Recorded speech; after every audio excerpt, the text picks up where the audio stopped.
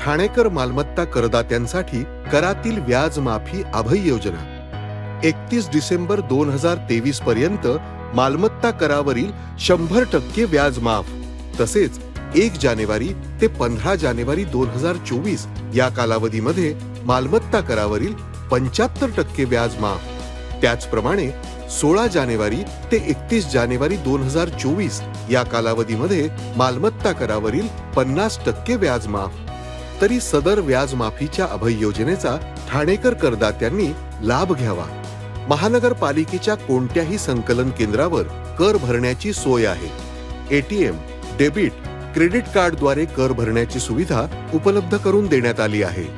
सोमवार ते शनिवार या दरम्यान सकाळी 10:30 ते सायंकाळी 5 वाजेपर्यंत संकलन केंद्राची वेळ असून करदात्यांच्या सोयीसाठी रविवारी संकलन केंद्र सकाळी 10:30 ते दुपारी 1:30 वाजेपर्यंत सुरू ठेवण्यात येत आहेत।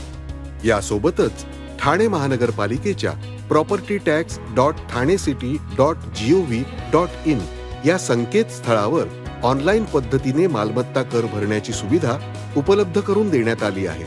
तसेच गुगल पे, फोन पे, पेटीएम आणि भीम ॲपद्वारे आपला कर सुलभतेने जमा करू शकता। ठाणे महापालिका क्षेत्रातील सर्व करदात्यांना विनंती आहे की आपण या व्याज माफी अभय योजनेचा जरूर लाभ घ्या आणि आपला मालमत्ता कर लवकरात लवकर महापालिकेमध्ये जमा करून महापालिकेस सहकार्य करा। धन्यवाद। आपली माणसं, आपला देश, पाहत रहा जनादेश। अनधिकृत बांधकाम पूर्णतः उद्ध्वस्त करा, अन्यथा गंभीर स्वरूपाची कारवाई। नागपूर अधिवेशनात भाजप आमदार संजय केळकर यांनी आवाज उठवताच मुख्यमंत्री एकनाथ शिंदे यांनी अनधिकृत बांधकामाबाबत कठोर कारवाईचे धोरण झिरो टॉलरन्स ठेवण्याचे निर्देश दिले होते।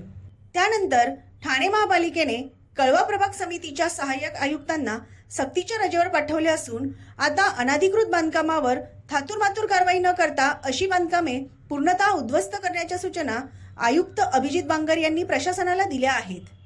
यात कुचराई केल्यास गंभीर स्वरूपाची कारवाई करण्याचा इशाराही आयुक्तांनी दिला आहे।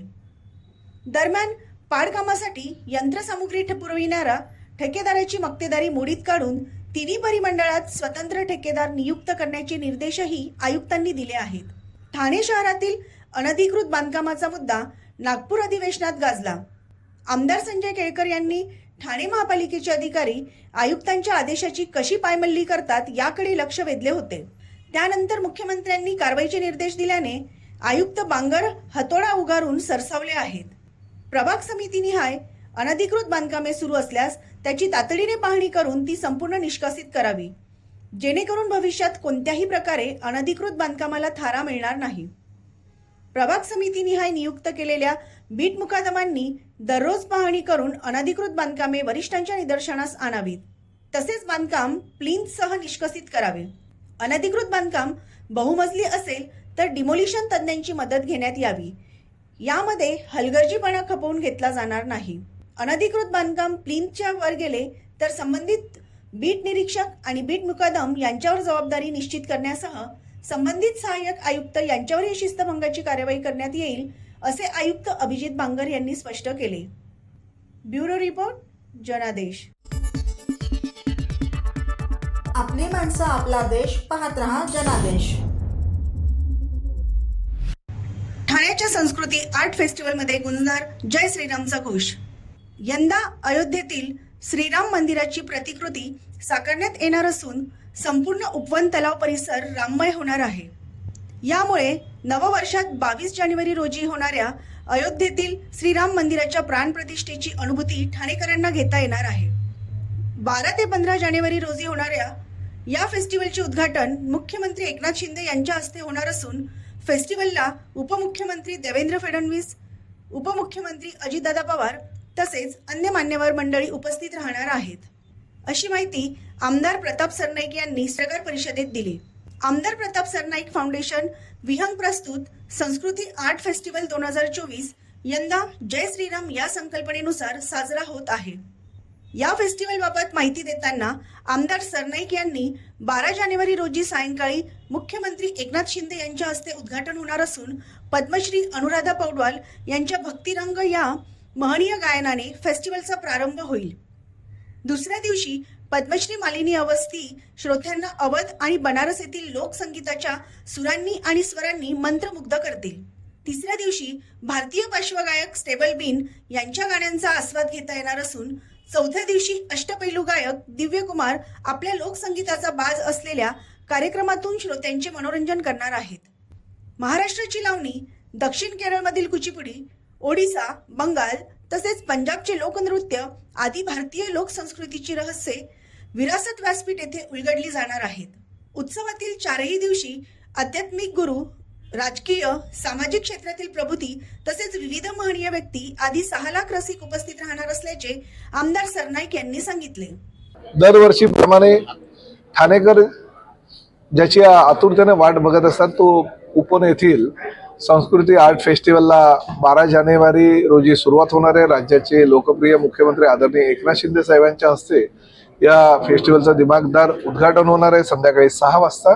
वेगवेगळ्या क्षेत्रातील नामवंत कलाकारांचा परफॉर्म या परिसरामध्ये होणार आहे। त्या प्रामुख्यानं 12 जानेवारीला हा फेस्टिवल चालू होणार आहे आणि त्यानंतर बरोबर 10 दिवसांनी अयोध्या येथे राम मंदिराची स्थापना होणार आहे। रामलल्लाची मूर्तीची प्रतिष्ठापना होणार आहे। त्या आधारे आम्ही ह्या राम मंदिराच्या पार्श्वभूमीवर फेस्टिवलची ही पार्श्वभूमी आम्ही निर्माण केलेली आहे। त्यामुळे ह्या भक्तिमय आणि संगीताच्या क्षेत्रामध्ये पारंगत असलेली वेगवेगळी मंडळी आपली भक्तिगीते सादर करतील। ब्युरो रिपोर्ट, जनादेश। आपली माणसं, आपला देश, पाहत रहा जनादेश। सर्व नागरिकांना आवाहन करण्यात येत आहे की सध्या डासांमार्फत पसरणाऱ्या डेंग्यू या आजाराचा प्रसार रोखण्यासाठी प्रत्येकाने पुढील प्रमाणे कार्यवाही करावी। डेंग्यू आजार एडिस इजिप्ती हा डास चावल्याने होतो। या डासांची पैदास साचलेल्या किंवा साचवलेल्या स्वच्छ पाण्यामध्ये होते।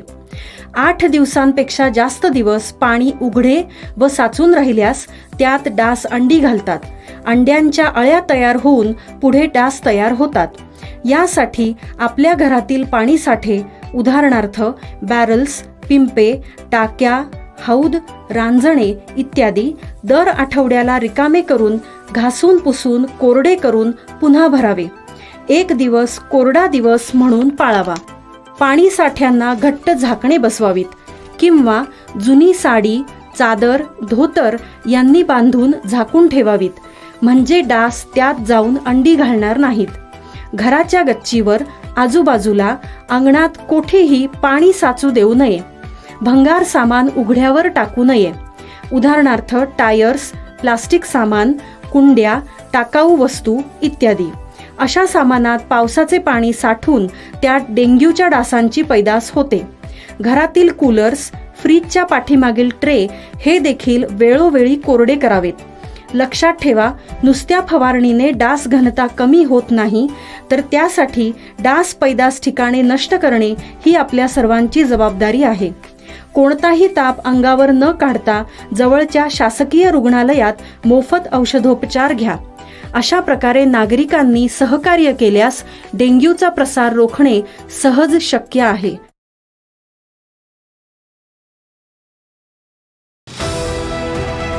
TJSB सौर शक्ती कर्ज, गो ग्रीन, करा वीज बिलावर बचत। आकर्षक व्याजदर, 84 महिने परतफेड कालावधी, 80% लोन, व्यावसायिक आणि उद्योजकांकरता सुद्धा। अधिक माहितीसाठी तुमच्या जवळच्या शाखेला भेट द्या किंवा संपर्क साधा। 1800-223-466 आणि 1800-266-3466।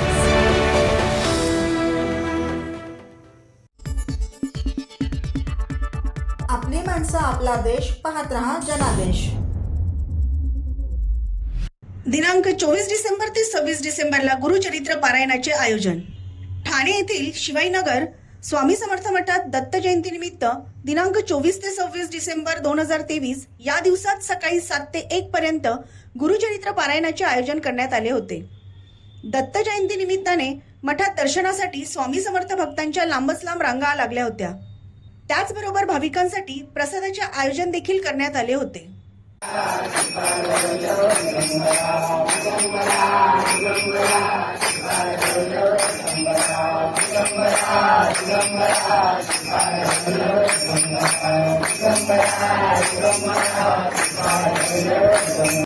ब्युरो रिपोर्ट जनादेश. आपली माणसं आपला देश पाहत रहा जनादेश. JN1चे 29 पेशंट ऍक्टिव्ह तर 2 पेशंट ऍडमिट. महिन्यात जवळपास 36 पेशंट पॉझिटिव्ह आलेले आहेत. ITBCL मध्ये काही लोक पॉझिटिव्ह होते. त्यानंतर अँटीजन टेस्ट केल्या देखील पॉझिटिव्ह पेशंट होते. सध्याच्या घडीला त्यापैकी 29 पेशंट ऍक्टिव्ह आहेत. तसेच यामधील 2च पेशंट या ठिकाणी ऍडमिट आहेत. बिहारहून आलेली 19 वर्ष तरुणी आणि 55 वर्षाचा माणूस सध्या दोघांची प्रकृती स्थिर आहे. ऑक्सिजन सर्क्युलेशन आणि इतर सर्व गोष्टी सध्या स्थिर असून ते दोघेही JN1चे पेशंट नसल्याचे डॉक्टरांनी सांगितले आहे.